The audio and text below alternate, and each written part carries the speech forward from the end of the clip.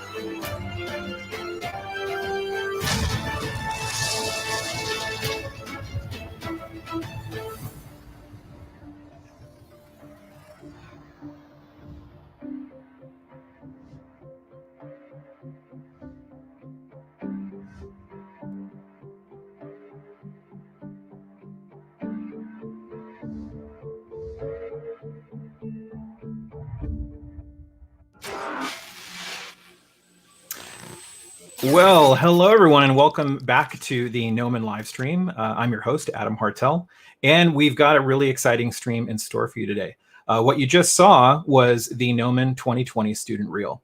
And I got to tell you guys, I have watched that reel so many times and it never gets old.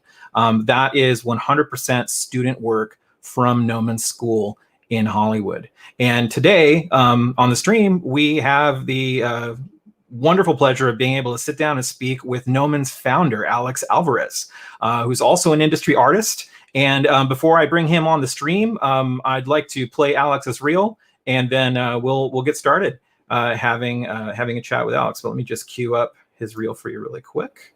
Here we go, and take a look.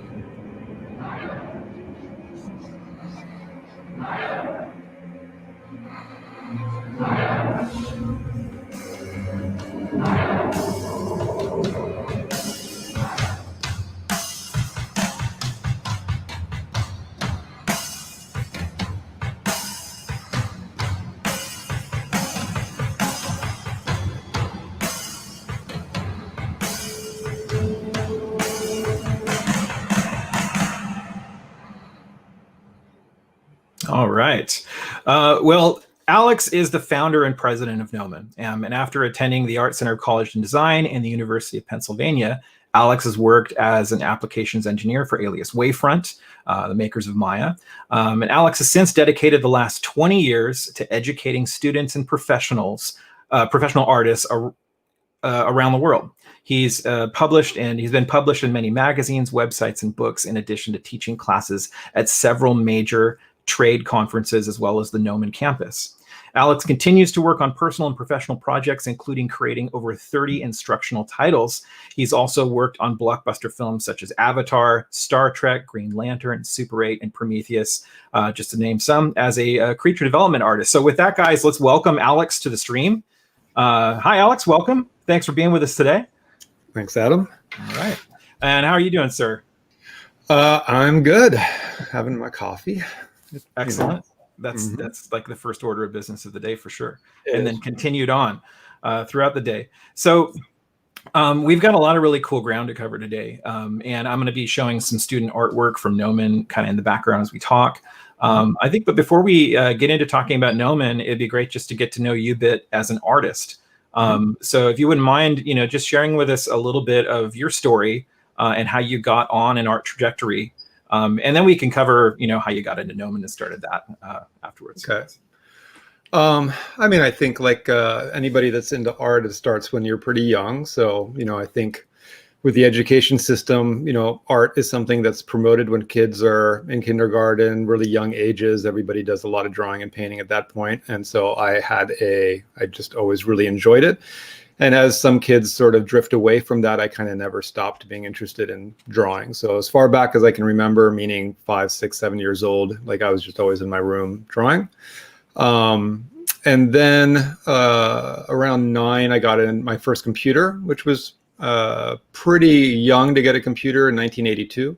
I got a Atari, so an Atari 800 with a modem. And which was a 300 baud modem, very, very slow. I think the speeds we have today are. You had a modem in 82. Yeah. Wow. Okay. So, like, if you think of the movie War Games, it's like that was kind of the world of logging into message boards, trying to find games way before the internet. So that got me really into computers and making art on the computer. But back then, it was just like making art with ASCII characters, like ASCII art.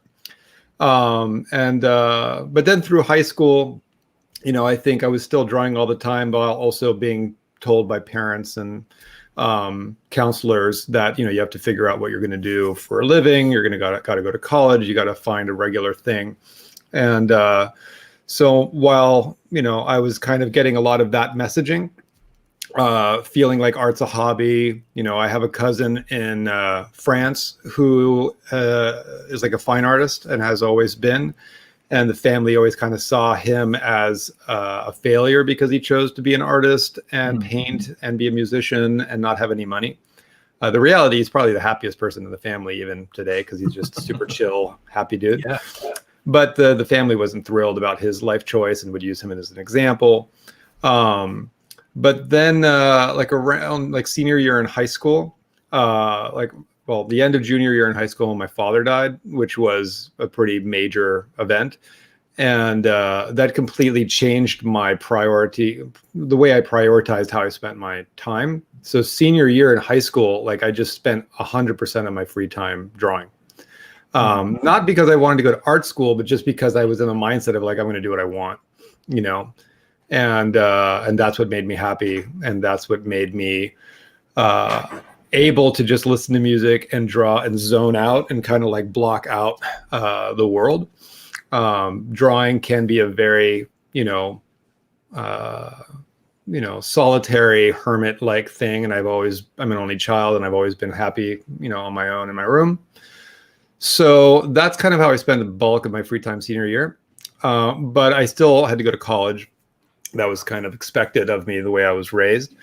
So I went to a college that was a good college, University of Pennsylvania, but good for like liberal arts, like traditional, business or English or communications or, not really art. But I kind of assumed at my age that at that time that all colleges would have art classes and all colleges would be good at that stuff, especially a school like Penn, because that was an Ivy League school. And I got there and there was 8,000 undergrads, so it's a pretty good sized school. And while I was there in my freshman year, I learned that of the 8,000 students, only 8 of them were fine art majors. And I also didn't quite understand like the difference between like art as like fine art classes and art as what I was into as a kid and in high school, meaning like fantasy and sci-fi and comic books and Lord of the Rings and Dune and Asimov and all the stuff that I was into. So like I was very much basically into illustration. Yeah. But I didn't quite understand yet the classification of illustration versus fine art. And so when I started taking art classes in college at Penn, they were all fine art based. And, fine art, I'm not the biggest fan of the fine art industry and the gallery scene. And I think the 20th century kind of caused things to take a dramatic turn away from illustration into conceptual work. Mm-hmm. And so I found that very challenging, because the thing with fine art is to try and be original and try and have a voice and try and, make it in the gallery scene. And so that was very disheartening because I thought I was pretty good at drawing, illustrative type stuff. And, superheroes and monsters and creatures and whatever. But the teachers at Penn thought that stuff was, a waste of time and lowbrow and unimportant. And you shouldn't waste your time with that kind of stuff. They kind of looked down on you for being into it. So it was really a bummer. But then in 92, when I was in college, these Mind's Eye tapes came out. Yeah. Which were these VHS tapes that had computer animation on them. And they just suddenly kind of appeared at video stores. Yeah, I remember. And I got a couple of them, and they were super trippy and super cool, weird, like 80s computer animation. Like by today's standard, they're very low res and whatever. But they, to me, were awesome. And so I got very curious about like, what is that? Where'd that come from? And so I wanted to start learning about like, what is this mix between computers and art, but there was nowhere to like get information about that. This is still pre-internet, so like when I was at Penn, there was no internet yet. And so after my sophomore year at Penn, I decided to take a year off and just to figure out like, what do I want to do? Am I at the right college? Do I need to make a change? Should I go to art school?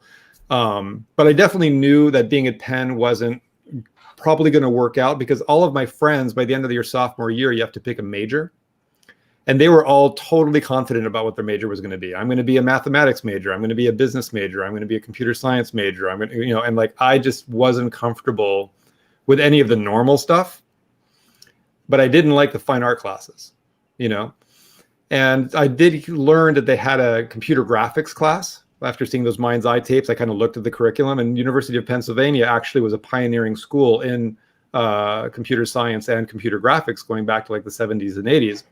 So I signed up for a class, but then I learned that it was programming. So it was 3D computer graphics programming. So they let me into the class because I took the prereq, which was just intro to computer science, like computer science 101, like C++. And I got into that class, and like day one, like the teachers at the board writing all these algorithms and all this crazy, like, matrix vector calculus for 3D computer graphics. And all the students around me are like nodding their heads, totally understanding what's going on. And I'm like, yeah, like I'm not qualified yet to be in this class. And I didn't even think that's what I really wanted to do. So by the end of my sophomore year, I was like, I need to take a year off. And then the summer of 90, like around that time, like 93, then Myst came out. And then Jurassic Park came out and Terminator 2 had come out.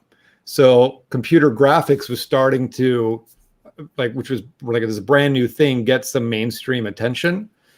And with Myst, a friend of mine who was, when I took my year off, I came back to Los Angeles, which is where I grew up. And a friend of mine who was going to CSUN, Cal State Northridge, in the photography department, was really into computer games. And I went over to his house, and he had Myst. Yeah. And then he told me that Myst was made on a Mac by two brothers. And so I started researching that, and it just all of a sudden, in that instant, from my friend Don, was told there's software, 3D software that you can buy for your home computer and actually learn how to use it. And I had no idea at that time. And basically from that point forward, I became completely obsessed with still being into drawing, but ultimately learning about 3D computer graphics. And so during my year off, I got really, really lucky. And that same friend, Dawn, saw the job board at CSUN that there was a comic book company called Malibu Comics that was hiring for colorists. And so this is like 93, so I'm like 20. Mm-hmm. And I had all of these colored pencil drawings, these Prismacolor drawings that I had done my senior year in high school. So I went to Malibu and Malibu Comics, brought all my colored pencil drawings, even though I knew it was a computer coloring position, didn't know what that meant at all. And amazingly, I interviewed with this guy, Mike Giles, and he saw my drawings. He's like, yeah, you can have the job. Because they were growing very, very quickly and just needed to hire a lot of people. And nobody knew how to color in the computer, so they were going to have to train anybody that they hired. And it turned out that they were using Photoshop version like 2. Wow. Pre-layers. So there were no layers in Photoshop yet, where they would scan the line art.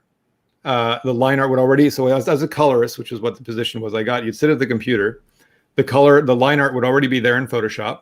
But instead of being on a layer, because there was no layers, it would be in an alpha channel where a color of the alpha channel was set to black and the alpha channel was just always on. So you could actually see the line art. And then basically you would color the pages using the lasso tool and the gradient tool. And using a mouse, I presume. And using a mouse. Yeah. Yeah. Okay. And so, yeah, I got on my first day of the job, I sat down at the computer and looked at the person to my right. I'm like, I have no idea what I'm supposed to do. And she was just like, this is the lasso tool, this is the gradient tool, and there you go. And from that point forward, like just being so lucky to take that year off and get that job, I then suddenly realized like there are jobs for artists. There are studios that are full of people that are into sci-fi and fantasy and comics and all the stuff I was into. And it kind of empowered me to continue researching about this, learning about this. And all of a sudden I was around a group of people, still pre-internet, but around a group of people that could tell me about, the world of comic books and the world of professional art. And once I got that job, I knew for sure I wasn't going back to pen. Mm-hmm. Obviously my mom was, horrified that, she thought she had, done her job as a parent to raise me and have me get into an Ivy League college and go. And so for me to then drop out of Penn, move back to LA and get a job as a comic book artist making minimum wage wasn't her idea of what my path should be.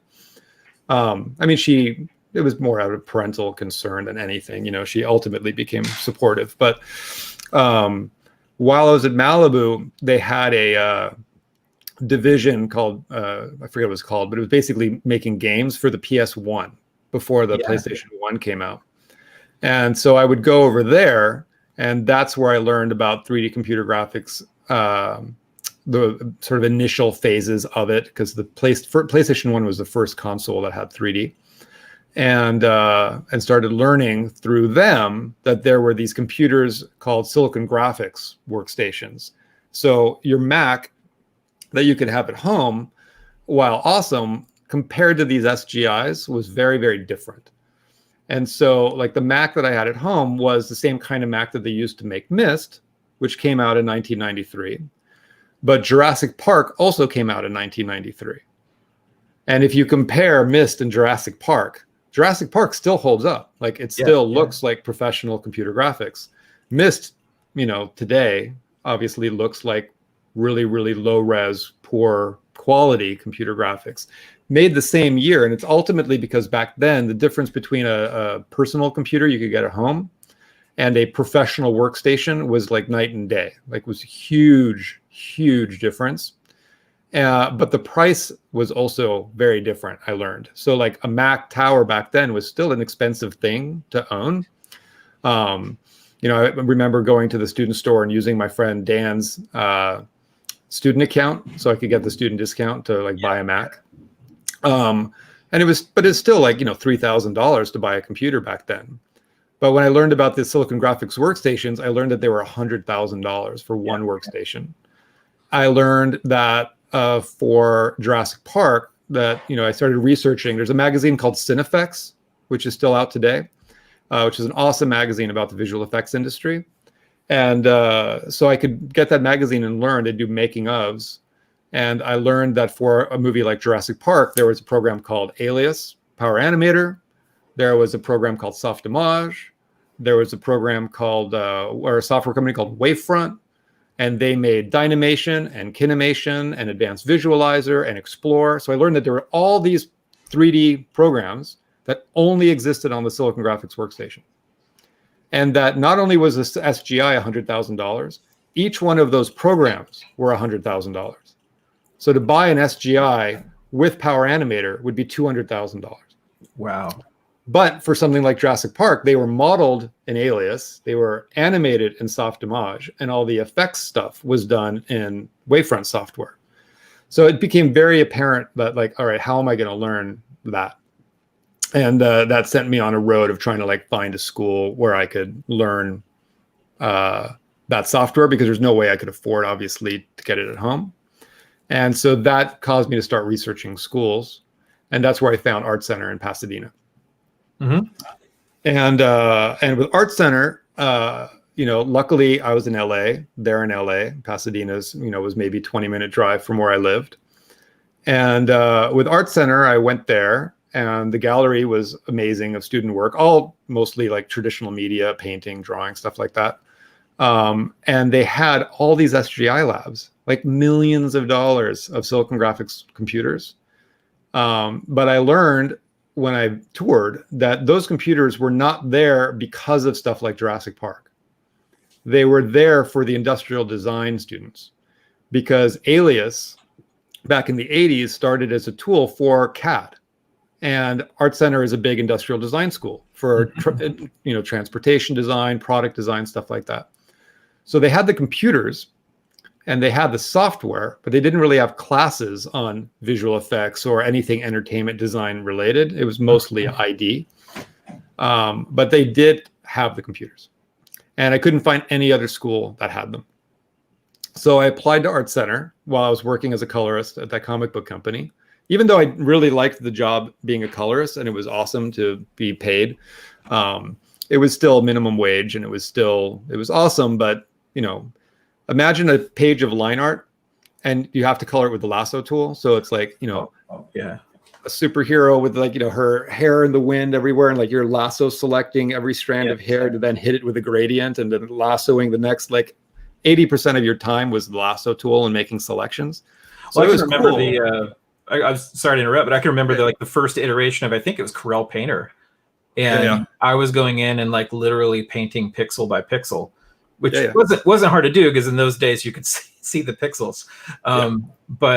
And then there was the light pen, I think in the 80s. I don't know if you ever messed around with that. So it's interesting because it puts you right in I think the same line as artists like Craig Mullins, who were like painting with a mouse in early Photoshop back in the day. So I mean, he was basically the first person to paint with Photoshop, which is crazy at ILM.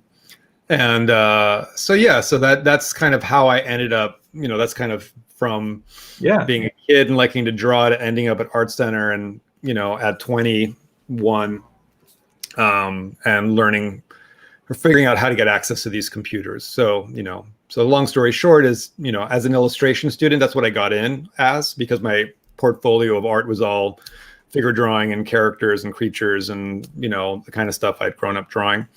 So that really only fit the illustration major, which was primarily figure drawing. So I got into illustration because I had learned that if I was there, I could eventually get access to the SGIs, and I got access to the SGIs eventually, and then self-taught. And so I basically, again, I couldn't have it at home, so I had to study at school. I had to be in the labs. I basically lived in the labs once I had access. There was no online manuals back then. Like, you couldn't go in your software and click on help and like have a PDF pop up. They were all printed manuals. Mm-hmm. So the manual for Power Animator, this is pre-Maya. The manual was like, about a good 15 inches thick of different books. So I got a hold of that. I got access to the teacher lounge, which had a big Xerox machine. I Xeroxed the entire manual for Power Animator, put it into 3-ring binders. And whenever I'd get home, since I didn't have an SGI at home, I would just sit on my couch and memorize the manuals. And so that seemed like the way to kind of learn how to use the software at the time, because there was, no internet really. It was just starting. No tutorials, no YouTube, so self-teaching was like the way to go. So that's kind of like my path to 3D. Yeah. Well, and I've heard bits and pieces of your story before. Listening to it now all continuously and listening to his arc, because I'm going to transition to talk about, how you started Gnomon. And, the question was, so, what led you to start Gnomon? But listening to your arc, it was kind of like, how could you not start Gnomon? Coming through all of that. So you're very much were an outlier in that sense, because you were coming to these things so early, and you were needing to answer the question, how are people going to learn how to do this stuff? Yeah. And I was like, I was an outlier, at Penn, I was, very unusual with my interest compared to my classmates. There was nobody else that was into what I was into. When I got to Art Center, I was the only illustration student in the SGI labs. Everybody around me was modeling, for the most part, was modeling toasters and car rims, while I'm making this like demon in this hallway and learning how to animate. And it's like, like my interest in the entertainment industry was unique. As time went by, because the popularity of 3D started exploding while I was at Art Center, so some other students started to come into the labs trying to learn how to do that stuff. But yeah, it's like I felt like Penn wasn't the right school for me, really. And then even Art Center wasn't the right school for me, really. I just had to make it work because there was no other option. So that was frustrating. Penn was expensive, Art Center was expensive. And it's like I wanted to be somewhere where I would be surrounded by people who knew more than I did, who could teach me and inspire me, And I'd say that like my experience at those two colleges, I got more out of my classmates than I did out of the school itself or the classes or the teachers. But that's not really the way I felt it was supposed to be, And so not to knock those schools, those schools are good schools for what they do, If you want to get a business degree, Penn is a great school. If you want to learn car design, Art Center is probably the best school in the world for that. And obviously today, Art Center has entertainment design and all that. But back then, it was just not the right place. Yeah.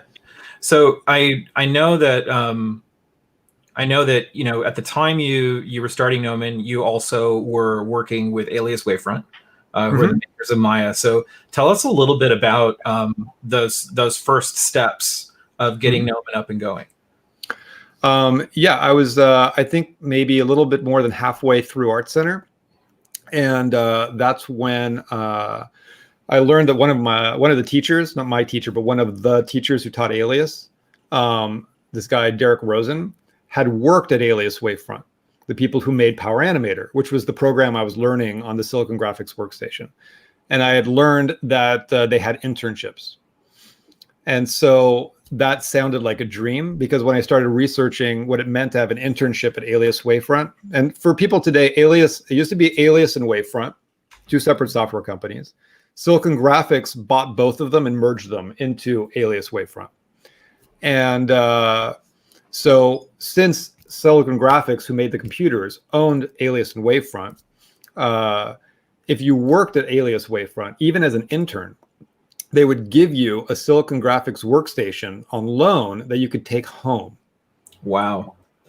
So when I learned that internship came, even though it was unpaid, that you had this basically $200,000 machine that you could have at home, I just like, that's the way I'm going to learn more, So I applied for the internship, and very luckily got the internship. And during that month that I was interning, they were asking me to like make demos, like that could be used for the salespeople that were going around to studios to try and sell the software, because the 3D industry was growing really, really, really quickly at the time. And so a lot of studios were starting up. when Jurassic Park came out, it was basically just Industrial Light and Magic. But very quickly, lots of other studios wanted to get into this sort of computer graphics craze, which hasn't stopped to today.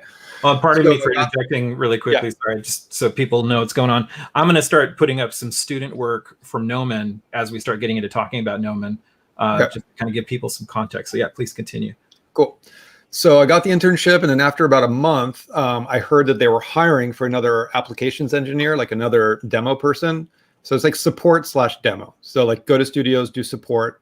And I had spent at that point, over maybe like a year and a half, like memorizing the manual. So like I knew what every single button and slider did in Power Animator, like all of it.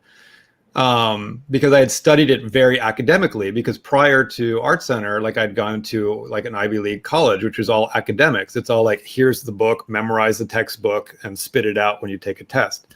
So I'm like, my brain was very like, that's how you have to approach learning. And so it turned out that that was useful. Like, even though I, as an artist, was very young and undeveloped compared to anybody at a studio, I actually knew the software really, really well. Mm-hmm. So I asked, like, would you be open to me applying for that job? And the boss said, well, what about school? And I was just like, oh, I mean, this is a dream job. I'd much rather do this. And so she said, cool. And so I dropped out of Art Center and took that job at Alias. And basically for a couple of years, my job was to go to studios every day and do support.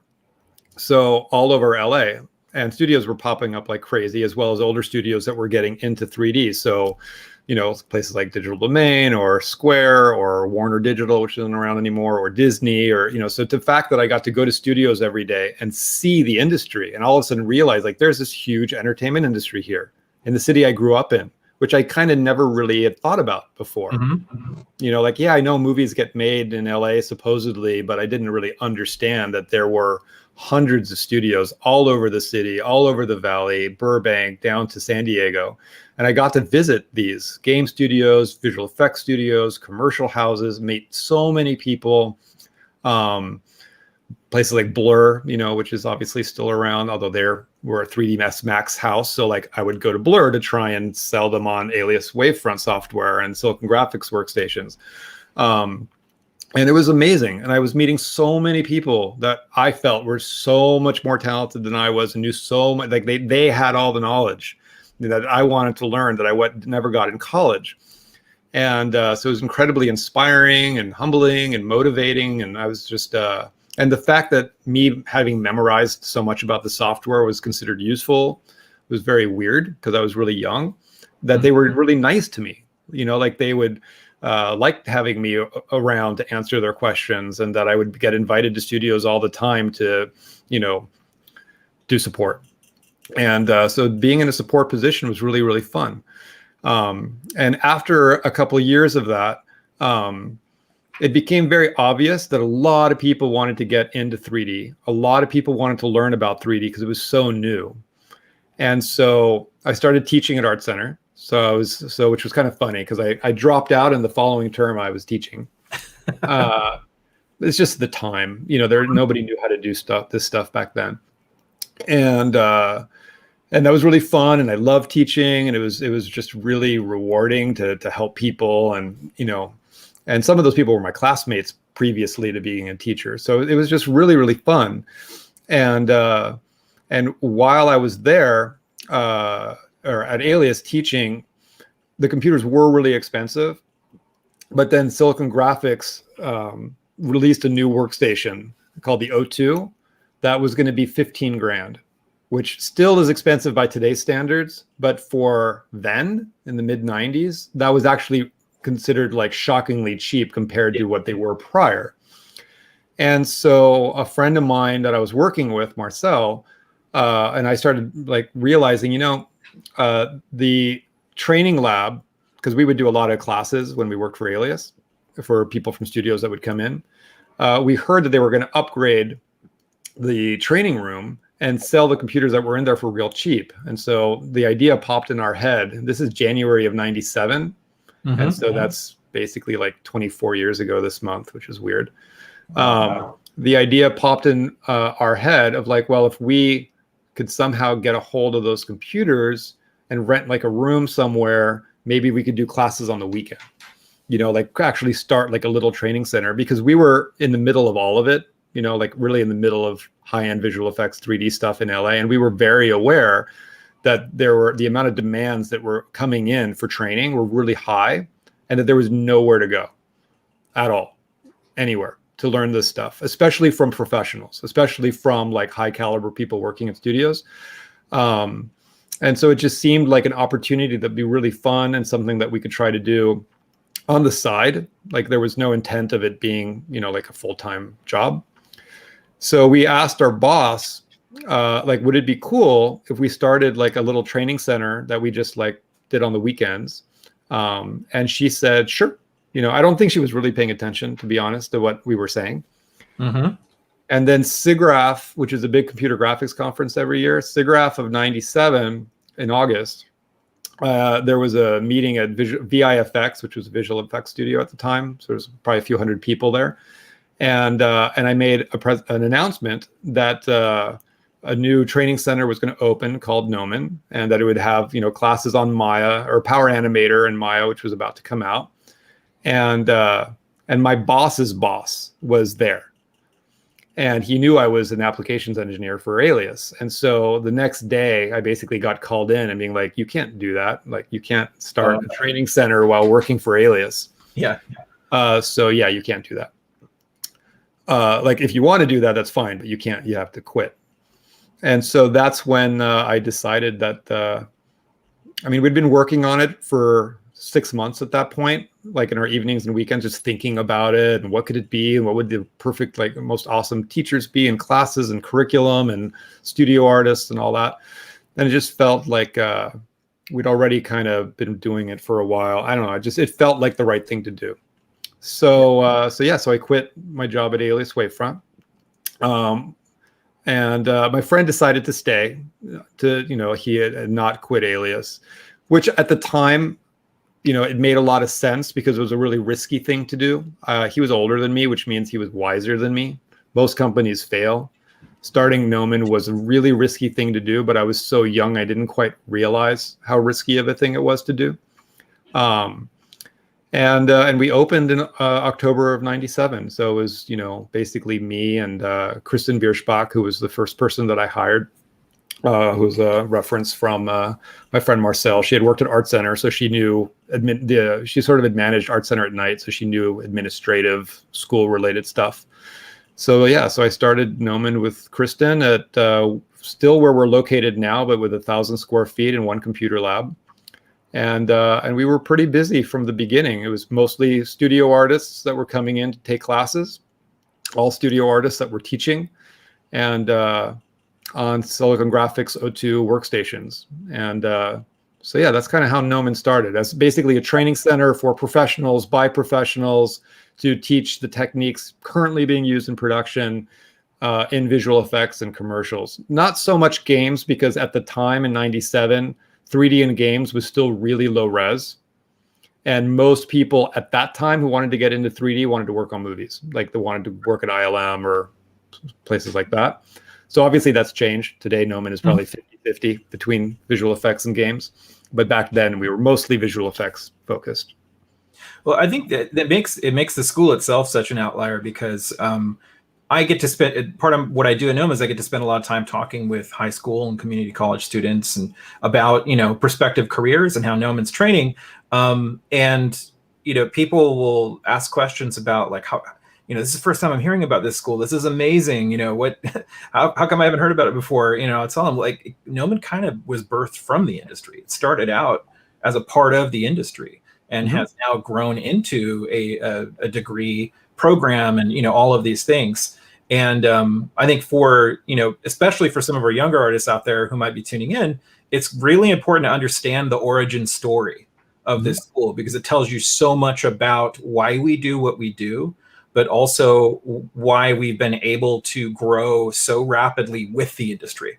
Because we've always, it sounds like you've always been training with an eye on the future, right? People are going to need to do X, Y, Z, so they need to start learning that now. Yeah. So I think I've always had, since I got into computers, when I was 9. Like, this is sort of obsessive fascination with technology, and it's really something that I always equate to a kid playing with toys, where it's to me, computer software is like a toy that you're playing with. It's fun, it just happens to make images, but it's still something that there's a lot of learning to do and creativity, and it just so it's left brain, it's right brained, it's like it's analytical, it's technical, but it's creative. And ultimately, being creative and being about image making, all of the foundations of art apply, and so I was very aware, based on the artists I was around and the artists at studios, that your ability with the software was based on your ability as an artist. And that's where I felt that there was so much left to learn. It wasn't just about knowing the software. I knew the software very well, but by creating Gnomon and being around studio artists, I could learn the artistry of it. Storytelling to composition to color to lighting to anatomy, like whatever, like all the foundations of art, apply to any images that are made with the computer. And that was very apparent from the beginning and everybody I was working with. And so that's why with Gnomon, from the beginning, which was maybe different than other training centers that started to pop up that would focus just on software.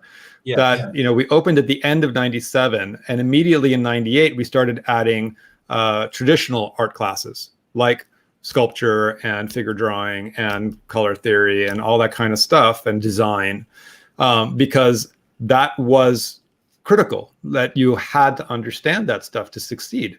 And that as time went by and the software got more and more user-friendly, your skill as an artist would become increasingly important, And if you flash forward to today with a program like ZBrush, which is basically sculpting, your ability to sculpt in ZBrush is related to your ability to sculpt in the real world. Like, if you can sculpt in clay, you can sculpt in ZBrush.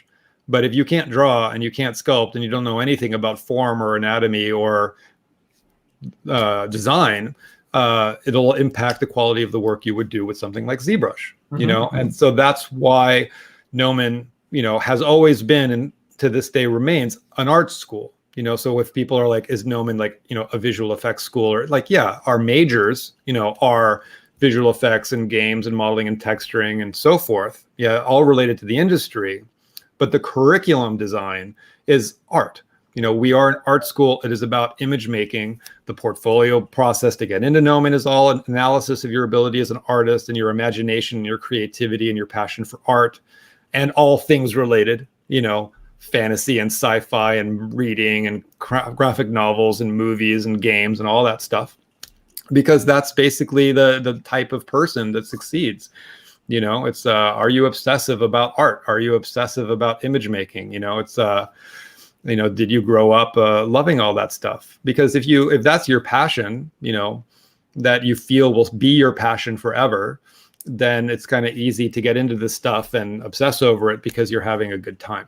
And so that's ultimately what Gnomon really represents, is a community and a place for like-minded people to get together and become better artists while focusing on a vocation so that you can get a job, or with a lot of our students who are currently working, learn the new tools and techniques that constantly are changing to stay on top of things. We have hundreds of, professional artists who study with Gnomon, aside from our degree students who are just starting. You'll always be learning in this industry. Like, every year new software comes out, and as most people kind of know, but it's true, like every year there's something new, and it's exciting because new tools generally are better than the old tools, and so they're going to save you time and be more fun to use and allow you to do things you couldn't do before. So it's a very exciting thing to be involved in because of the constant change. Yeah, and it's a great time to be an artist right now with all that's happening. I think the other edge of that sword, though, is because so much is available on YouTube and streaming like we're doing now. If you just say, I want to learn ZBrush, and you start looking up ZBrush tutorials, you're going to be learning a software. And it could be an incredibly accomplished artist, but you're not necessarily going to see as a part of that tutorial, a tutorial on anatomy and composition and storytelling and all those things. So I'm seeing a lot these days where they're actually, it's funny because 3D has been around for a while now. There's a little bit of this misunderstanding between 3D and 2D being related to each other. And I'll talk to artists who are like, well, I don't really know any 3D, and they're kind of apprehensive of it. Whereas, you know, you're presenting, if I may say so, you're presenting 3D is a tool that still is art and building on, in fact, it's going to augment what you do or what you don't know how to do in 2D. Totally. You know? Yeah. I mean, it's like, you know, if you grow up drawing, then it's a natural extension to pick up painting or to pick up sculpting in clay, right? That they're related skills. Your knowledge of form, anatomy, character design, creature design, environment design, architecture. I mean, all the different disciplines, you know, they're all related. But it's, you know, there's certain things that are different, right? We shouldn't just talk about drawing, because obviously if you're an animator, right, that's like acting. But it still has a foundation in something that has nothing to do with a computer, right? Acting is a centuries-old art that is an art that requires a lot of study to become a good actor. And the same thing would go with something like effects animation, you know, things like fire and smoke and bubbles and demolition and magic and all the things that, you know, effects animators do have an origin in something that is in the natural world that must be studied. It has nothing to do with software. The behavior of fire, the behavior of demolition, the behavior of smoke, and why these things behave the way they do and look the way they do is all through studying reference and studying the real world and developing your observation skills, you know? So whatever path you would be interested in when it comes to the types of things that are done in the entertainment industry, you know, you figure out like, well, what am I already really passionate about? And what avenue within all of these different disciplines is a good fit where I think I'll have a lot of fun doing those things. And so that's where, you know, since it can be a little overwhelming for people who kind of take a look at, you know, all of the software and all of the tools and how big the industry is, it's good to sort of dabble in a lot of different things and try them out. These days for, you know, younger students or even, you know, really anybody who's curious, the fact that you have programs like Blender, which is free, that anybody can, you know, download and play with to see if you like sitting in front of a computer and using software, you know. And obviously 2D applications like, you know, Procreate on an iPad that's very inexpensive, so that you can sort of experiment with what it's like to sit in front of a computer all day, because that is ultimately what we all do in the industry, is sit in front of a computer all day. Because there are a lot of people out there where, you know, they love to play games and watch movies. That doesn't necessarily mean that they're going to love making them, you know. And so that's where, you know, some people have to sort of try that out. But the reality is that our industry is very digital now. You know, traditional media has kind of gone away in our industry. Even if you look at art departments, you know, at a place like Industrial Light and Magic or Weta or Blizzard or whatever, you're going to see even concept artists are very 3D centric now. Yeah. But the interest in 2D fully dovetails into 3D. So for somebody who loves 2D and loves to draw, it's really just a matter of trying out a 3D tool and seeing if you like it. I think, you know, SketchUp is free. ZBrush Core is not all that expensive. It's like a light version of ZBrush. And so like I have a 17-year-old son who's interested in this stuff, you know, and he's been a gamer since he was a little kid and is really into World of Warcraft and Blizzard and, you know, and loves to draw. And he does say that he wants to work in this industry and go to Gnomon one day, which is weird, but awesome. And so like, what advice have I given him over the years? And basically it's been draw. Right? Like, don't worry about computers and Maya and all that stuff. Just focus on drawing. Because I know that, you know, that's kind of a foundation level skill. And that Gnomon's responsibility is to teach all the 3D stuff. You don't need to know 3D to get into Gnomon. But lately he has wanted to, you know, play with 3D. And so he's dabbled with ZBrush over the last, you know, year or two. And then lately, over the last few months, he has been playing more with ZBrush. Because ultimately, ZBrush is a much easier thing to wrap your head around than something like, let's say, Maya or Blender. And it allows you to sort of see, do you like 3D? Sculpting in 3D, modeling in 3D, rendering in 3D. And he's been enjoying it because it's basically sculpting.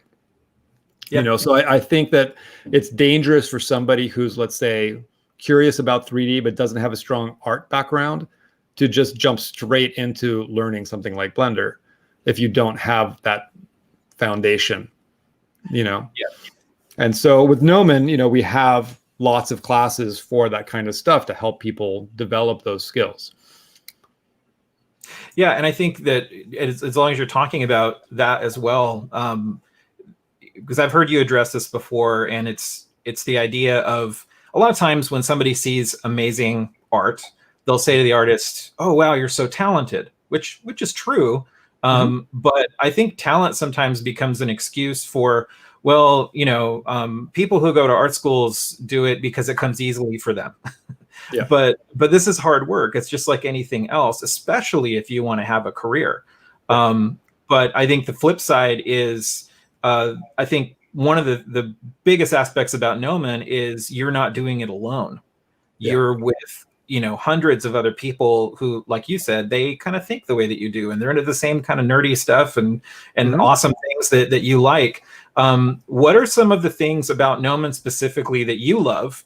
And what do you think makes, because Gnomon is a very different art school, what makes Gnomon so unique? And I know that you can't tell us everything, but maybe just touch on some points that are important to you. Well, I mean, I think that, you know, anybody has a couple options. One is like you can self-study, right? I self-studied. Like, yeah, I went to art school, but I still, and that was great, you know, a couple of years of foundation and figure drawing and stuff like that. But basically, when it comes to 3D and all this stuff, like I did basically teach myself. But I did at least have friends around me, you know, that were into it also. And that kind of motivation is really important. That kind of support is really important. So with Gnomon from the beginning, really the intent has always been community, you know, to be around like-minded people, that like to be the kid who grows up being into video games and drawing generally doesn't put you in the majority. It generally puts you in the minority in high school, you know, and where you can feel a little ostracized, where you can feel like there maybe isn't, you know, aren't a lot of people like you around. But the internet, you know, I think now has allowed people to find like-minded people a lot faster, but you are still separated by a lot of distance. And obviously this year, especially over the last year, we've all had to learn how to manage remotely. But it's still not the same as being with people in person. And so I think, you know, with Gnomon, like while we are online now, obviously because of COVID, campus will reopen. And when, I don't know, hopefully by the end of the year. All depends on the vaccine rollout. Hopefully it speeds up. But with that said, like campus will reopen. And why does it matter? It's like because you're together, you're in a room, you know, you're on campus with hundreds of other students who are all worked hard to get there. You know, Gnomon is hard to get into. You know, they're like-minded, they're passionate, because those are the kind of students we look for. So to be learning software and learning about design, sitting in a room with, you know, in a lab with, let's say, 15 other of your classmates, where you're all into the same thing, where every time you hit a snag with software, you can turn to your right or left and be like, this isn't working. Or to know that, you know, your friend did something really cool and you can walk over and be like, how did you do the hair on that character? That's amazing. And they'll sit and show you. Like, it's not the same as online. It's just like to be physically with people, develop friendships. You know, when you're on campus at a college with people, friendships are going to be created that could last the rest of your life. It's hard to do that in a Discord server, you know. It's just the reality. We have, you know, I see people on Facebook who graduated from Gnomon, you know, 20 years ago, going to each other's weddings. You know, like long-term relationships gets formed when you go and study at a hard school like Gnomon for 2 to 3 years. And then all of your classmates, not just in your class, but terms above you and terms below you, you know, you all become a community and get to know each other. And that alumni network is huge, because ultimately when it comes to hiring, I own a company, so I hire people. And so whenever we have to hire, whenever any, department head has to hire, the first thing you do is go to people on your team and say, does anybody know anybody? Because that's the easiest way to find a new person to hire, as opposed to going on LinkedIn or going to a recruiter or whatever. And so at studios, it's exactly the same. If a, modeling lead gets permission to hire another modeler, they're going to go to their modeling team and say, does anybody know anybody? Right. And if they're lucky, somebody will be like, oh, my friend so-and-so is available and looking, and they're awesome. And then that person will get hired.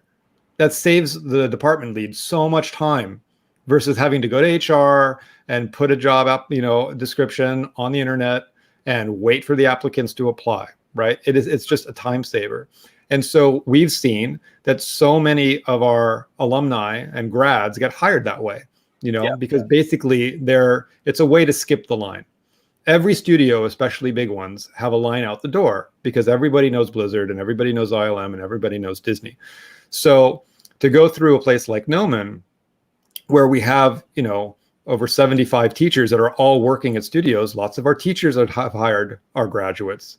A lot of our grads and alumni stay in touch. And, somebody that you graduated with might go get a job at ILM. And after that might go get a job at Blur. And after that might, people often move around from studio to studio. And now somebody who's a good friend of yours at this studio, this studio, this studio, this studio, this, and so forth. Like that network is invaluable, and so that's where I think a place like Gnomon is special, because we try to build that community of like-minded people where all the teachers are working, all the students are working hard, all the students are passionate, so that ultimately when you graduate with a group of students, you've got friends out there that'll have your back, and that'll look out for you. I think in an industry that is based on image making, where it's populated by artists, like I talked about earlier, in my experience as a kid being into art, being an artist is full of insecurity.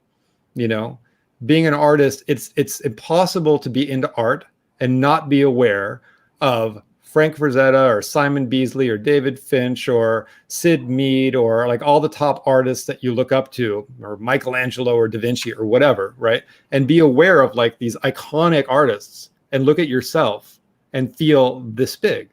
And that insecurity, looking at your work and feeling like it's not good, is very real for anybody who's an artist. Doesn't matter how good they are today, they all went through that.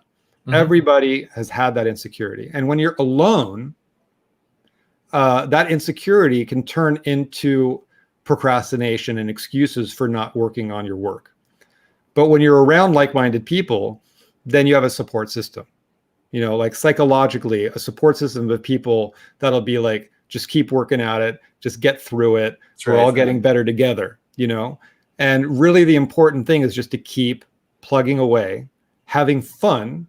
And as long as you're having fun, even if your work you think could be a lot better, it will get better as long as you put in the time.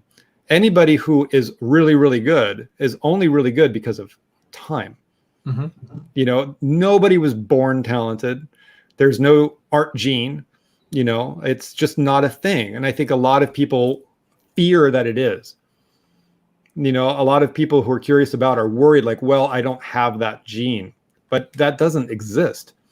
It's like, take any artist that you dig and look at their art from when they were 5 and it looks like a 5-year-old's drawing.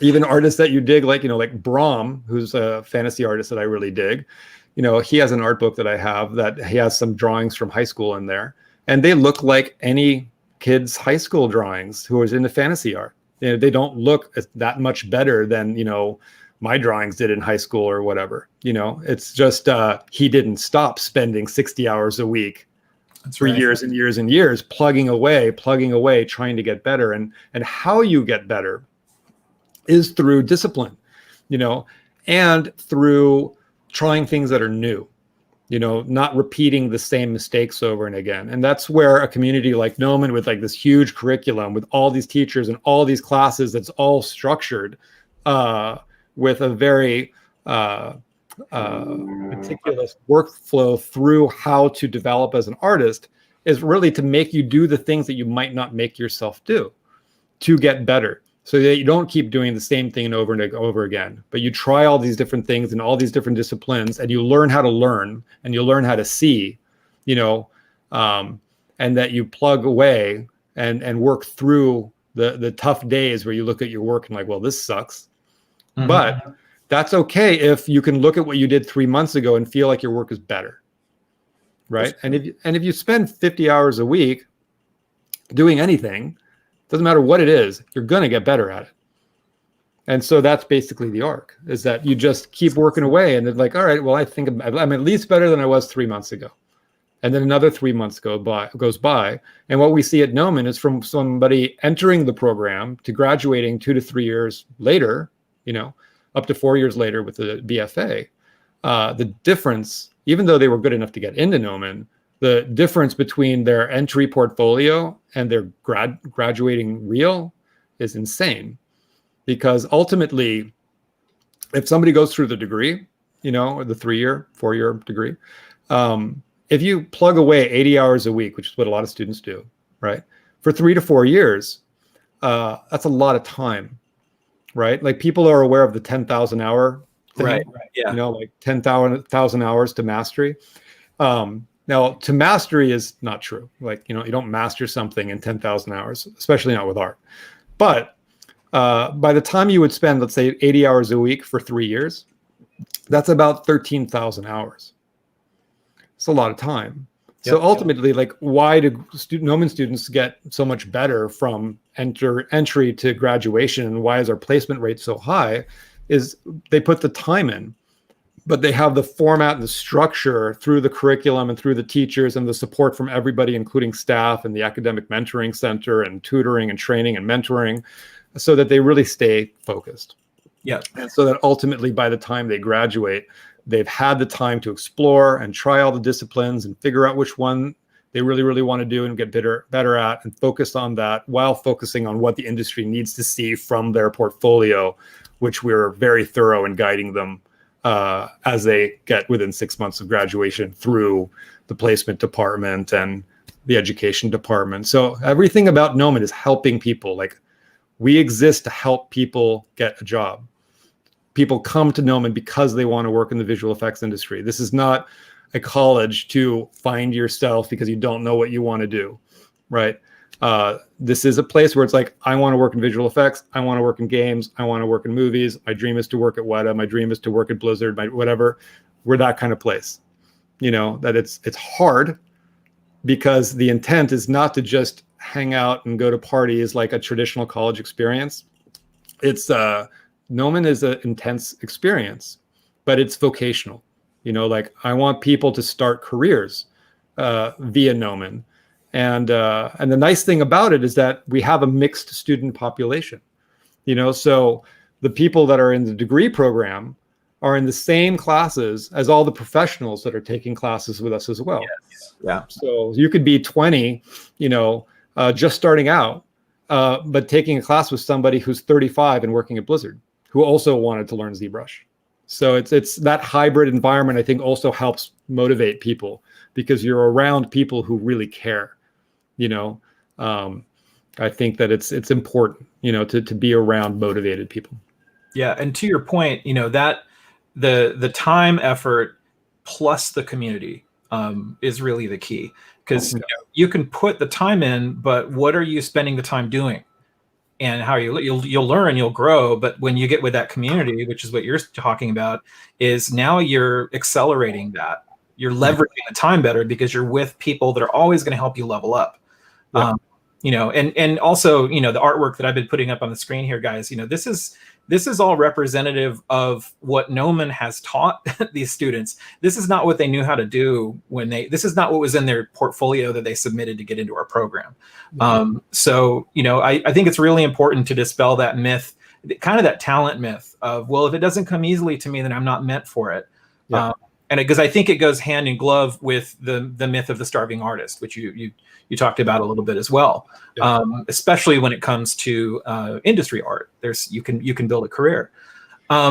Yeah, looking at fine. I mean, it's to look at like the student reel that was played at the beginning, or to look at like our best of term section on the website, that has some amazing artwork from students. So look at that and compare yourself if you're looking for a place to go to school, and you're hoping to apply to a place like Gnomon, and you look at our graduate work and think like, oh well, I'm not that good, so I don't know if I could get in. It's like, that's not the way to look at it. The way to look at it is like, I wish my work was that good. Yeah. And that ultimately what we don't put on the website is what students' applications looked like. Right. For a variety of reasons, we can't do that. But the thing to do is really to talk to admissions. That's right. Because our admissions department is very unique, compared to a lot of schools, where our admissions department for free counsels people. That anybody can contact our admissions department, who are all artists, who all know Gnomon very, very well. And our admissions department will, for free, counsel you and look at your work and look at your portfolio and talk about your goals and what you want to do, and help you figure out if Gnomon is the right school, help you figure out if where your portfolio might be weak and what you need to work on. It's free counseling. And that's basically really the way for us to make sure that somebody's making the right decision. To let them know if they're ready for Gnomon, and let them know if they're not, what they can do to work on that. And that's all free counseling, which I think is unique, and I think is really valuable, because we want to make sure that people are making the right choice if they go to Gnomon. And ultimately, if you get in to Gnomon, basically that means that our admissions department feels that you have what it takes to get to graduation and get to having a reel as good as our graduate reels are. But the thing to understand is that from term 1 to term 8 or 12, depending on what program you're in, is where your work goes from entry level, junior level work to get in, and junior level professional work. And we see it over and over and over and over again, that students start Gnomon with a certain amount of potential. And our job is to take that potential and guide them to employability. Well, and the important thing for people to understand about that too is you made a really important distinction there. Our advisors will help you to know when you're ready. A lot of people will talk about applying to an art school and say, well, I need to talk to them to find out. I'll find out if I'm good enough. Yeah. There's a big difference between being good enough and being ready. And the thing that's really different about Gnomon advisors is we will work with you to help you get ready. Say you apply to one term and you don't get in, we will still work with you and help you get ready to apply later. It's not, you're not good enough, don't come back. And I think that people aren't necessarily used to an experience like that. And it's really important that people know that. I'd also like to mention that one of our advisors is in the chat and has been talking with you guys in the chat. So if you have any Gnomon related questions, Xander, his name is, he'll also be happy to interact with you on that, but he'll also share a link that's just going to take you to a simple, paper form kind of thing, where if you provide your information and your interests, one of these advisors will reach out to you to have that kind of a coaching conversation. No pressure. It's just to help you to find your way forward if you're interested in Gnomon. Well, Alex, there's so many more things that we could talk about, and I hope that we get the opportunity to do this again soon, because it's so helpful, I think, to all these stories that you've shared create the context, and you need those origin stories, especially for a school that's as unique as Gnomon. So I think as we transition to be able to taking some questions from the chat, I would like to, we're going to debut for you the first time we've ever shown it to the public. We have put together a really cool reel of footage of our campus and talking about what our campus is like. And this is going to be a hopeful year that we're looking forward to when we are able to open our campuses again. We want to show this to you to give you a taste and to give you a visual on what the culture and the amenities of our school are. So I'm going to cue that up. And while we're watching that, guys, queue up your questions. Get some questions lined up in the chat, and we'll do our best to address them after we get back from this. All right, I'm just going to queue up the video here. Let's go ahead and put my screen share up there. There we go. All right, here we go.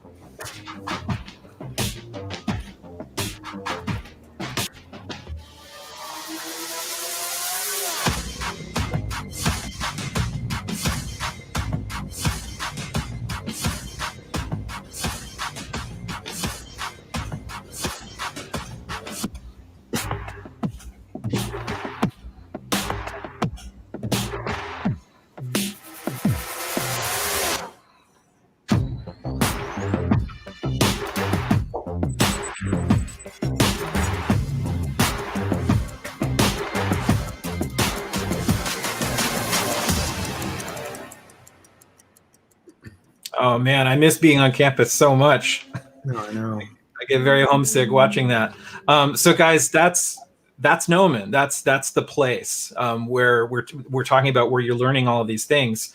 And it's good to note though that while there's no replacement for the in-person experience, we during quarantine we have transitioned everything to our custom-built online platform. So we have had students actually starting our full-time programs while in quarantine. And being able to take all of the needed classes. We already built, years before all this happened, we built a custom platform that allows for peer mentorship and FaceTime, with our instructors, and all of the things that are going to be happening in the classroom you can do. And if you go to the Gnomon website, on the front page, you scroll down, you can even see a video that shows you what the online experience is like. So I would say if you're interested in Gnomon, don't wait. You can start now, or if you're involved in another junior college or something like that, you could take an individual class online at Gnomon as well. And when campus reopens, we'll be able to get you out to that awesome place we just saw. So let's see. I'm going to pull up my chat here, and colleague Xander's been sending questions through. So we've actually, oh wow, we've got a pretty decent backlog built up here.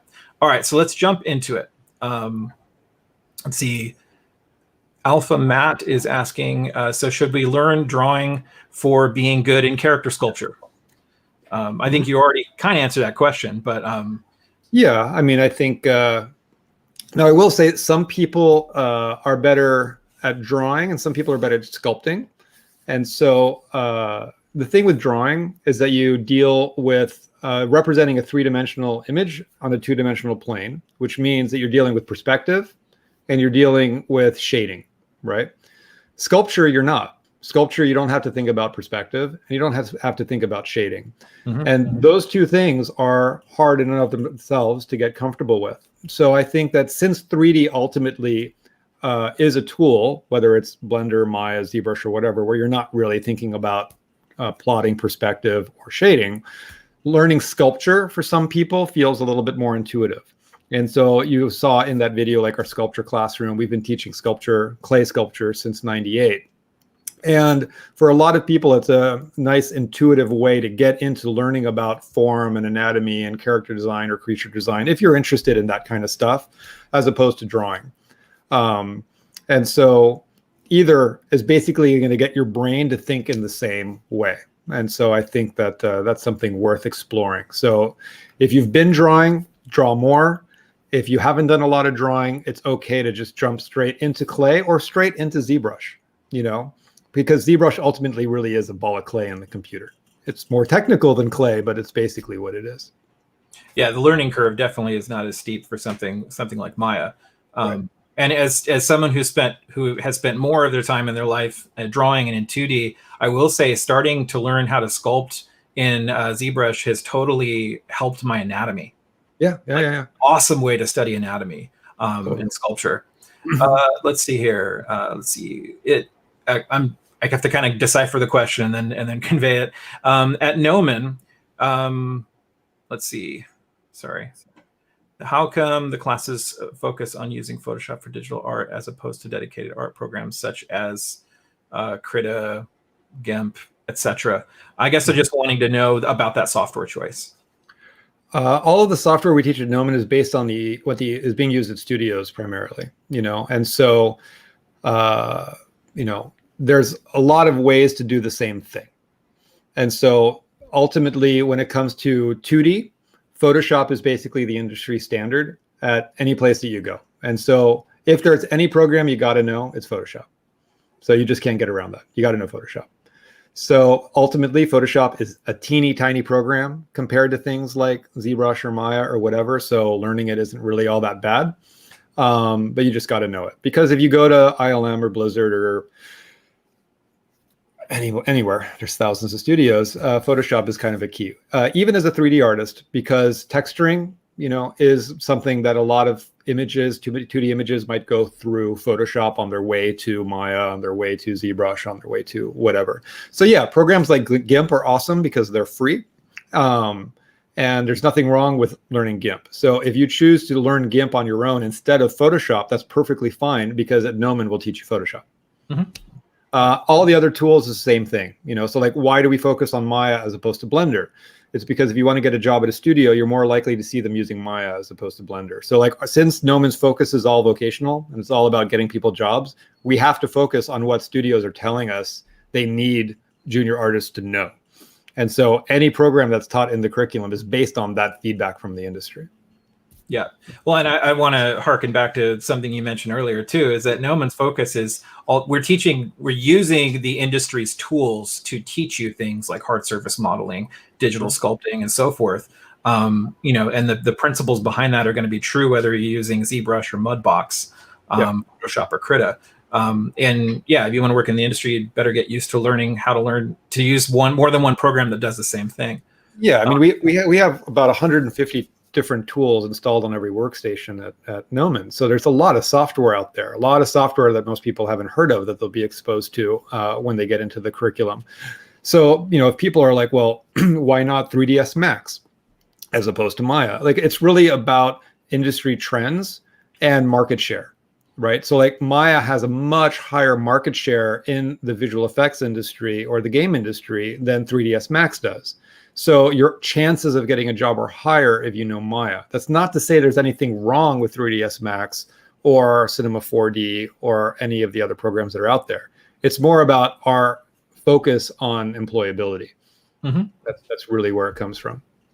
And along those lines, someone's just curious to know what you think of Blender in terms of... Blender's awesome. I mean, Blender has changed dramatically over the last few years because it's been around for a while. And in the last 2 years, really, we've seen some huge updates to Blender. The Blender Foundation is obviously getting a lot of donations from the industry to help development. And so what we're seeing is that it's getting better and better. So where is it going to go? We'll see. Maybe Blender will become an industry standard. Maybe Gnomon will end up teaching Blender. Gnomon was the first school in the world to teach Maya, the first school in the world to teach ZBrush, a lot of different things. So we are always on top of what's coming, because our teachers and the industry that we all work with and our whole network are always have an eye out for new tools, because it's exciting to see new tools. So I'm very aware of the fact that Blender was not on my feed 2 years ago, really. And all of a sudden, a lot of concept artists are using Blender because it's got a lot of great tools for 2D, 3D, work. It's got a lot of great tools for, it's got a nice viewport. The viewport is definitely cutting edge compared to Maya, so we'll see. I think it's definitely an awesome tool. I definitely recommend it if somebody is at home to learn Blender as opposed to Maya, because it's free, And again, at Gnomon, we'll teach you Maya, we'll teach you Houdini. Houdini is big for effects. So if you want to get into effects animation, fire, smoke, all that stuff, then Houdini is really an industry standard there. But our curriculum teaches a lot of tools. So you'll learn Maya and Houdini if you were going to go down the effects road. The next question we've got is sort of two-pronged. The first part of it is, what is one of the important traits that you think is important to have as a 3D artist? And they said, and maybe what mistake can we beginners in 3D what are some early typical mistakes that 3D artists make that they're wondering if they can avoid getting started in 3D? I think that ultimately you just got to put the time in. But what happens with a lot of people that learn 3D is you don't realize how much cheating is going on in the industry, because things have deadlines, right? Personal work often doesn't, but like at school, you have deadlines. And in the industry, you have deadlines, and things just need to get done when they're due. And so shortcuts are taken all the time. So it's the issue of you could make a brick wall brick by brick, or you could just make a plane and put a texture on it. Which one is faster? Does it look the same? And these days, there's always going to be a lot of different ways to approach the same problem. So the right answer is which way is faster. Like, speed is everything, especially when working in production. So if you have one artist that's 10 times faster than the other, then that makes them 10 times more valuable. So how do you get faster? Well, really, speed is based on understanding shortcuts. It's based about understanding the most efficient way to work. And so ultimately, I'd say that a mistake that is often seen in beginning 3D artists is that they don't think about the final composition from the start. You know, that they're just making something in 3D and looking at it from all angles. Does it look good from the bottom, from the top, and all that kind of stuff? But then the way they present it at the end might be a 2D image from one angle. So I think it's important to really think about what is the audience going to see in the end, and prioritize your time based on only working on what the audience will actually see. That's really the number one way to save time when breaking down a shot before working on it. Is really how close to the camera is it going to be? Well, if it's going to be, you know, in the midground, then don't slave away doing 8K high-res textures on it so that the eye looks good up close if the eye is never going to be close to camera. You know, so that's really what I sort of see people doing, is spending too much time on things that won't be noticed later. Yeah. And the art director is going to go, why did you take all that time to do that when you didn't need to? Let's see here. How do you see the industry in the next 5 to 10 years? And will new software pop up to replace things like Maya and Houdini?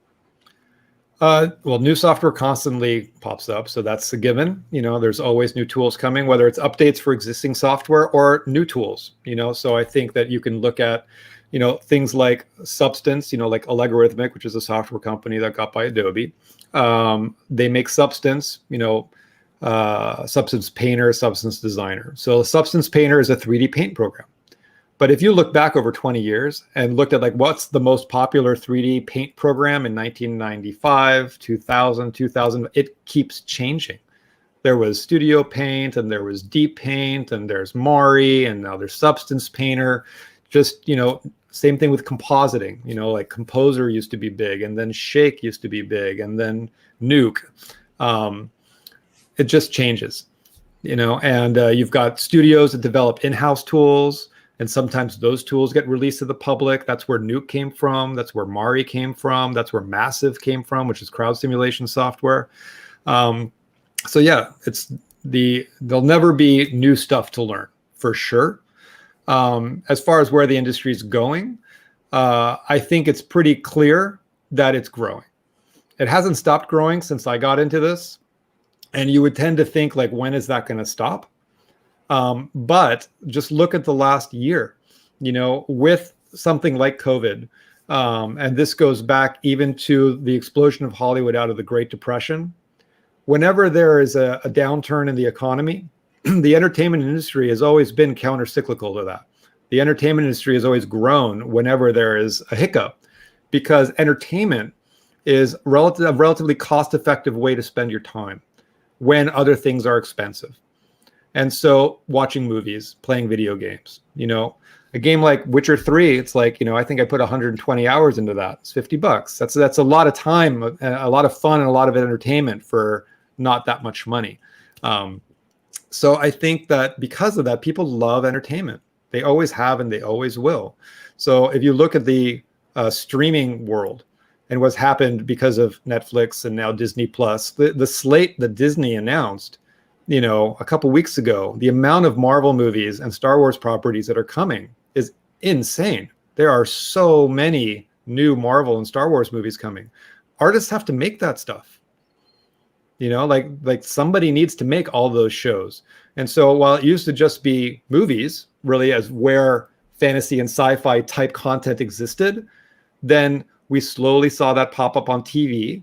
But now we're seeing it everywhere. There's so much streaming content to see that has not just obvious visual effects, shows like Game of Thrones, but things that are a lot more subtle, because there's so much invisible stuff that happens in the visual effects industry where it looks so real, you have no idea it's digital, you know?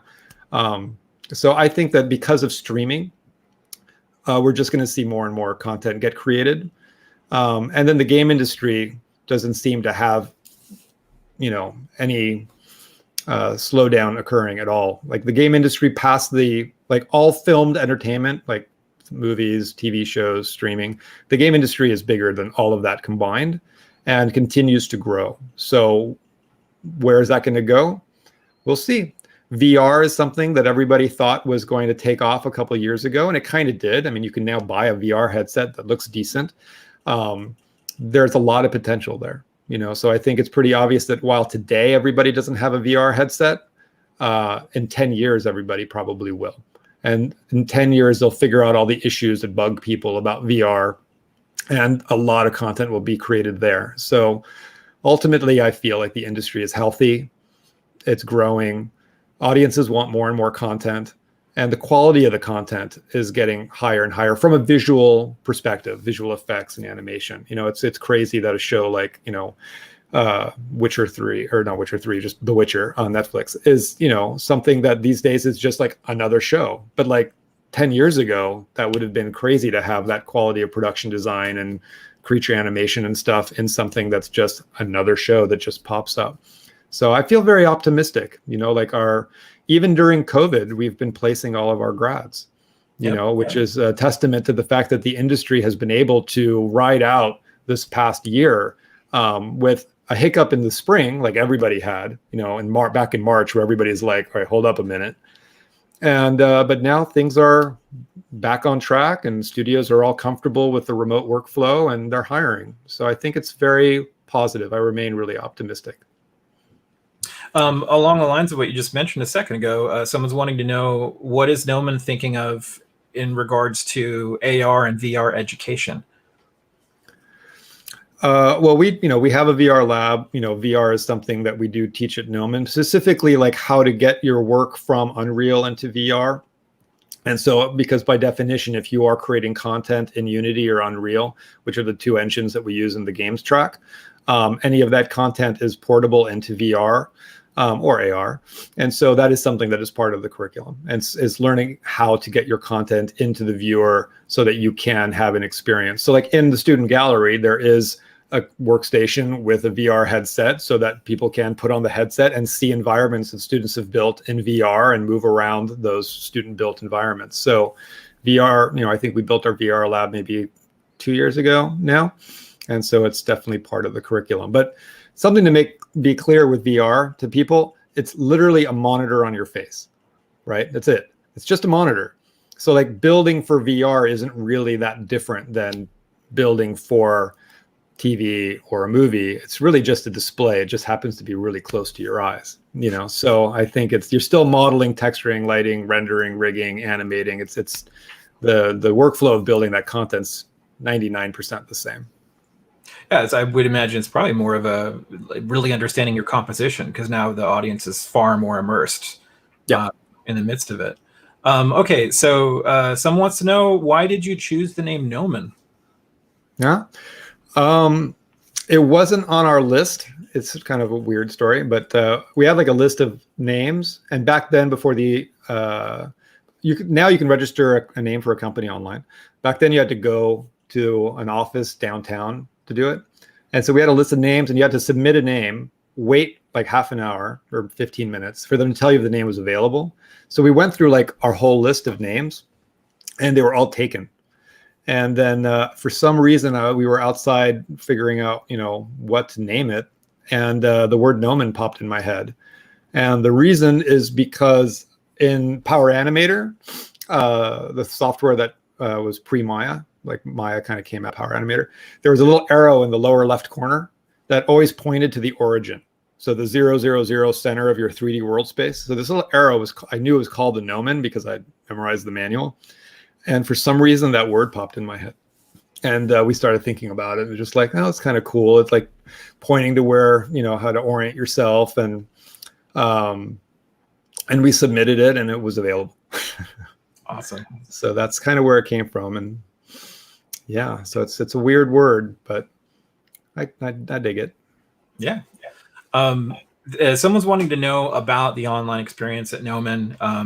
They're saying, how is Gnomon going about keeping the online experience from just sort of being on a screen with a lecture in front of you? Before you answer that, Alex, I'll definitely encourage the person who asked that question, anyone else, to check out the online platform video that we put on the front page of the website, because that will show you what it's like. But yeah, how's Gnomon seeking to provide a robust experience in our online platform? Luckily, Gnomon's been doing online training for 15 years. And so I think that's, for us, we already had a lot of experience with it. We already had a proprietary platform for it, for teaching live online classes. We were very fortunate that for us to transition to online was fairly smooth. So our online platform is basically, as close as you can get to taking physical classes, in the sense that it's live, so that, you've got your webcams and you can see everybody. It's a live lecture. Nothing is pre-recorded. And then the back-end system has all of your homework assignments and your grading and your uploading. So it's all a very organized, clean, professional environment that we built, years ago to be able to support online training. And all of the other resources that existed on campus now exist online, whether it's, library services via our librarian, to the academic mentoring center for one-on-one tutoring, to placement services for one-on-one, portfolio and real development for placement. So all of the different departments are still active and still working with students individually. So you still have access to that entire network of support that Gnomon provided on campus. So ultimately, really the only difference is the fact that it's online. And so clearly you're not physically in a room with people, but it's as close as really you can get. Obviously, we look forward to campus opening. And the intent is hopefully this year we're going to get back to normal. But we have seen, interestingly, that the quality of student work has remained very, very strong over the last year during COVID. I think people are at home, but people are very, very focused. You have a lot less distractions than maybe when the world was open, where you could go to the movies or go to the beach, or, we've seen that our students are very focused, are working really hard and getting done what they need to get done and still getting placed. So I think we can all agree that COVID isn't ideal. It's been a tough year for the world. But I do feel optimistic about things reopening. But in the meantime, our community still is strong through the online platform. The classes are running, same teachers. And so I think it's worked out well. Back in the spring, I think we were a little nervous about the transition. But I think we're all at a point now that we're all very proud of where things are. Gnomon's remaining healthy and strong, and our students are doing awesome work. So it is a healthy environment. It still remains a community. I know we've got a lot of international viewers on the stream today, and one of the cool things about taking all of our individual classes onto our online platform while in quarantine is it's opened up a lot of those classes for international artists to be able to take that on our online platform. So it's definitely something worth taking advantage of. And along those lines, we've got a question from someone asking, what tips would you give an artist from another country who's trying to get a job in the entertainment industry in the US? About sending portfolios and getting guidelines to kind of trying to break into an entry-level job from outside of the country. I know a lot of international artists. There's a lot of people from all over the world in Los Angeles. Obviously, it is competitive. And really the issue with coming into the US from outside is that you need to get a work visa. And so for graduates of Gnomon, you get something called OPT. So you're allowed to stay in the country for a period of time while you're interviewing to get a job. And so that makes it easier to be able to transition into a studio. So you're an international student, you get OPT when you graduate, you're allowed to stay in the country, and then studios can sponsor you for a work visa. But when you're coming in from outside on your own, I know people who have done that as well. There's different types of visas. And so what I've seen is that it's a little harder to get into the US from outside if you're applying for a junior position than if you're applying for like a mid-level or senior position. So meaning that if you have a professional portfolio of work that you've done at studios in your home country, and you've been working for, a few years, then you'll be able to apply for like an O1 visa, which is like for people that are experienced professionals. So it's definitely easier to get into the US as a already working professional than it is as a junior. Things have definitely gotten very competitive on the junior level to just apply by yourself from outside. And I think we've got time for one more question. So got another one that's come in. Someone wanting to address, how increasingly the time crunch has become in the industry. They're asking specifically about the games industry. Is there anything that you'd like to say to address, how, these intense, long, work weeks and expectations on artists have evolved over the years? Well, it definitely hasn't increased over the years because long hours and crunch has been part of the industry since the industry started. And so I think it depends on the studio. It depends on where you work. I do think that there is a lot more sensitivity to crunch and long hours now than there ever has been. That a lot of people have been vocal online about that. And a lot of studios have responded in ways to manage those issues. I think that, again, it depends on the studio. There are literally thousands of studios around the world, and they do not all handle their structure the same way. Some studios are very well managed and know how to organize their production to avoid crunch, so that you only maybe have 1 month of crunch a year. Some studios maybe have more problems from above with management and might have crunch be more regular. But the thing that I see is that artists move around. If you're at a studio and you don't like the culture there or the hours, then it is possible to move to another studio. And the stronger your work is, the easier it is to do that. So ultimately, I feel that, the awareness and sensitivity to crunch is higher than it's ever been. And that's a good thing, so that it's mitigated. Larger studios will often have less crunch than smaller studios. So if you go to a place like Disney, that you're less likely to have problems with the way it's managed, because Disney's a large company. It's been around a long time. They're very professional in the way they manage their calendar and their schedules and their timing, so that people can stay in a normal work week, meaning like a 40 to 50 hour work week. Small studios that are maybe like 10 people, because it's so small, it's very possible that you have an issue with a job and all of a sudden changes need to be done, and you're crunching and working long hours. With that said, I know a lot of people who don't mind that at all. So I've seen a lot of people that are so obsessed with their jobs that they have no issue with long hours because they love what they do so much. And so it's something that, if you really, really don't want long hours, then you need to design your portfolio and your work and your career as you develop as an artist over time to try and land at a place that's going to have a more stable schedule, as opposed to a place that might be a little bit more intense. Like commercial houses that work on commercials can be a little bit intense because you're working on a commercial for 2 weeks, 2 weeks, 2 weeks, 2 weeks. There's like a deadline every 2 weeks for another commercial, or every 4 weeks. Well, if you work at a Disney movie, it might be 2 years that you're on one project.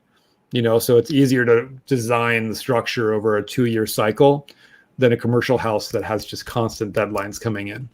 But again, I know people, we have a grad, Kirk, who's been at A52 for, I believe, over 10 years, which is a big commercial house in LA. And I know he works long hours, but he digs it.